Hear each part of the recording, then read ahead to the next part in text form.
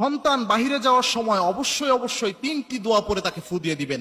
আমাদের অনেকের সন্তান স্কুল কলেজ বিভিন্ন জায়গায় যায়, অনেক মায়েরা এ সময় কি পরে ফু দিয়ে দিবে সন্তানকে?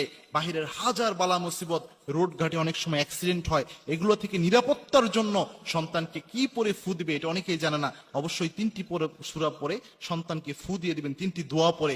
এই 3টি দোয়া রাসূল সাল্লাল্লাহু আলাইহি ওয়াসাল্লাম নিজে প্রেসক্রাইব করেছেন এবং অত্যন্ত অথেন্টিক হাদিস, সহিহ হাদিসের মাধ্যমে এই 3টি দোয়া প্রমাণিত। রাসূল সাল্লাল্লাহু আলাইহি ওয়াসাল্লাম, সাহাবে একরাম এই 3টি আমল করতেন। প্রথম যে দোয়াটা রয়েছে এটা তিরমিজিতে হাদিস এসেছে, রাসূল সাল্লাল্লাহু আলাইহি ওয়াসাল্লাম নিজে বলেছেন। আল্লাহর হাবিব সাল্লাল্লাহু আলাইহি ওয়াসাল্লাম বলছেন, যখন তোমাদের কেউ ঘর থেকে বের হয় তখন যেন ওই ব্যক্তি পড়ে বিসমিল্লাহি তাওয়াক্কালতু আলাল্লাহ ওয়ালা হাওলা ওয়ালা কুওয়াতা ইল্লা বিল্লাহ। এই দোয়া পড়ে যেন নিজের মধ্যে ফু দেয়। এটা যদি পড়তে পারে ওই ব্যক্তিকে আল্লাহ নিজে হেফাজত করে দেয়। সুবহানাল্লাহ। কোন ব্যক্তি যদি ঘর থেকে বের হওয়ার সময় এই দোয়াটা পড়তে পারে, বিসমিল্লাহি তাওয়াক্কালতু আলাল্লাহ ওয়ালা হাওলা ওয়ালা কুওয়াতা ইল্লা বিল্লাহ, এটা পড়ে নিজের শরীরে ফু দিয়ে দিতে পারে, ওই ব্যক্তিকে আল্লাহ রাব্বুল আলামিন নিজ দায়িত্বে হেফাজত করে। নাম্বার 2 হচ্ছে, যেটা খুবই গুরুত্বপূর্ণ বিষয়, সেটা হচ্ছে আয়াতুল কুরসি। গোটা কোরআনে আল্লাহ রাব্বুল আলামিন যত আয়াত দিয়েছেন, এই সব আয়াতের মধ্যে সবচেয়ে প্রেস্টিজিয়াস যে আয়াতটা, সেটার নাম হচ্ছে আয়াতুল কুরসি। আল্লাহর হাবিব সাল্লাল্লাহু আলাইহি ওয়াসাল্লাম নিজে বলেছেন, আয়াতুল কুরসি যদি কোনো ব্যক্তি পাঠ করে, সকাল বেলায় কোনো ব্যক্তি আয়াতুল কুরসি পাঠ করলে আল্লাহ রাব্বুল আলামিন ওই ব্যক্তির জন্য স্পেশাল ফেরেশতা নিয়োগ করেন।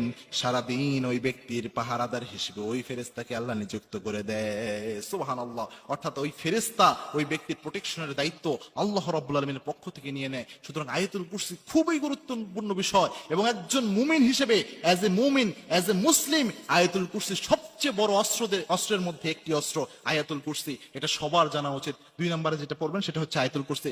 নাম্বার 3 যে দোয়াটা পড়বেন, এটা আবু দাউদ শরীফে হাদিস এসেছে, 3 বার সকালে পড়তে হবে, 3 বার সন্ধ্যায় পড়তে হবে। রাসূল সাল্লাল্লাহু আলাইহি ওয়াসাল্লাম নিজে নিজের শরীরে এটা পরে ফু দিতেন।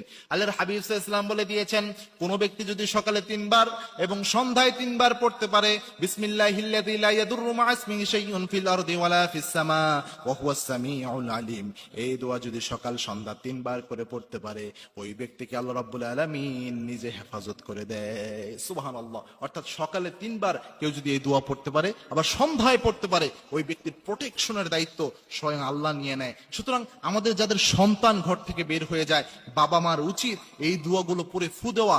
আর মনে রাখবেন, সন্তানের জন্য পৃথিবীতে সবচেয়ে কবুল হয় যে ফু, সেটা হচ্ছে বাবা মায়ের ফু। কোন মা যদি তার সন্তানের জন্য ফু দেয়, এই ফু সরাসরি আরশে আজিমে গিয়ে পৌঁছে যায়। সুতরাং বিষ্ণু ইসলাম নিজেও বলেছেন, 3 ব্যক্তির দোয়া আল্লাহ রাব্বুল আলামিন কখনো ফিরিয়ে দেন না।